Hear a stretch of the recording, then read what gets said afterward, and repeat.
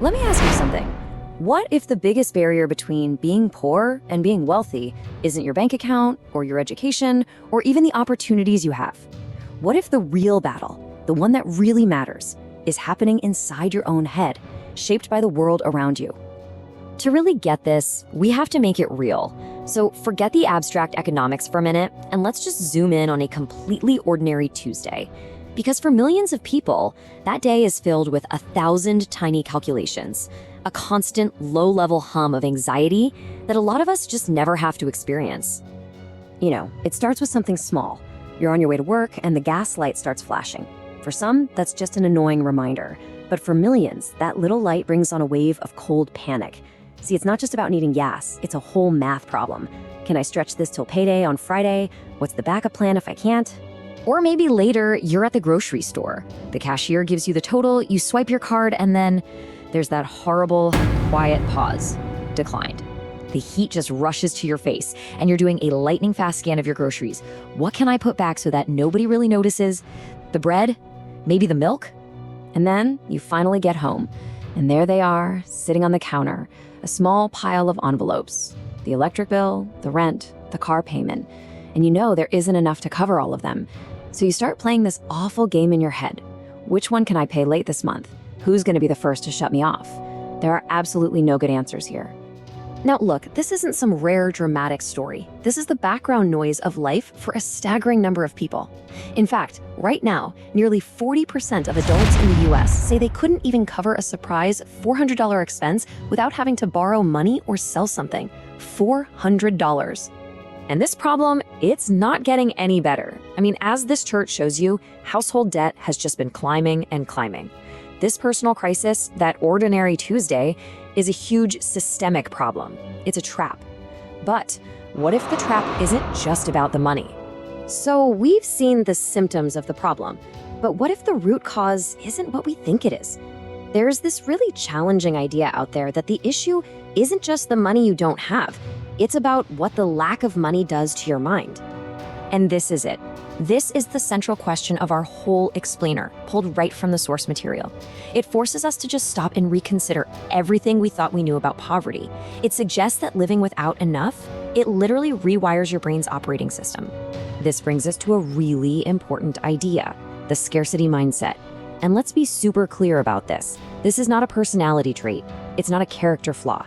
It's a cognitive reaction to your environment, an environment where you just don't have enough.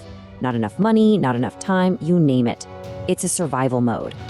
So here's how it works. Scarcity puts what researchers call a bandwidth tax on your brain. Okay, think of your mind like a computer with a limited amount of processing power. When you're constantly 24/7 worried about bills and food and rent, well, that uses up almost all your processing power. It leaves very little room for anything else, like planning for the future, or solving complex problems, or even just being patient with your kids. Now, this is where it gets really fascinating.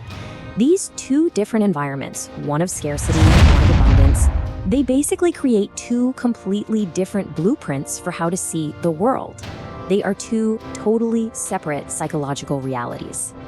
So on one side, you have the abundance mindset. It grows in a stable environment. It gives you room to see the bigger picture, to plan, to take a few calculated risks. But on the other side, you've got the scarcity mindset, which is forged in the fire of instability, and it forces you to focus entirely on surviving right now. Let's break that down a bit. So when it comes to focus, scarcity creates this intense tunnel vision. You can only see the fire that's burning right in front of you. Abundance, though, lets you have a wider view. For time horizon, scarcity forces you to think short term. How do I solve today's crisis? Abundance lets you plan for the long term. And with risk, in a scarcity mindset, any potential loss feels like it could be the end of the world. In abundance, you have the cushion to see potential gains. And this shows you exactly how it becomes a trap. So step 1, an urgent need pops up, like that flashing gas light. Step 2, all of your mental energy, all your bandwidth gets focused on solving it now. Which leads to step 3, long-term stuff, like getting that weird noise in your car checked out, or starting a savings plan, it all gets ignored. And inevitably, step 4, that ignored car repair becomes the next crisis. And the whole cycle just starts over. It's a perfectly rational response that ends up creating a totally irrational outcome. So what happens when you have an entire society that's running on these two different psychological operating systems at the exact same time? Well, you get a system of winners and losers that is deeply structurally baked in. I mean, just look at this data. This extreme concentration of wealth isn't just some random economic statistic. It's the end result of a system where one group has the cognitive freedom, the bandwidth, to plan and invest and build wealth over time, while another group is trapped in a constant state of putting out fires, their minds completely consumed by just getting through the day. And that right there is the devastating human cost of it all. The very act of being poor requires this incredible amount of mental gymnastics, of complex trade-offs, of juggling impossible choices every single day. It is cognitively exhausting, and it's demanded from the very people who have the fewest mental resources to spare. So what you end up with is a system that just feeds itself. It's set up to reward the people who can think long-term and take risks, which are luxuries that require cognitive bandwidth. And at the same time, it punishes the very short-term, crisis-driven thinking that scarcity itself creates. It's a powerful, vicious feedback loop. So, is that it?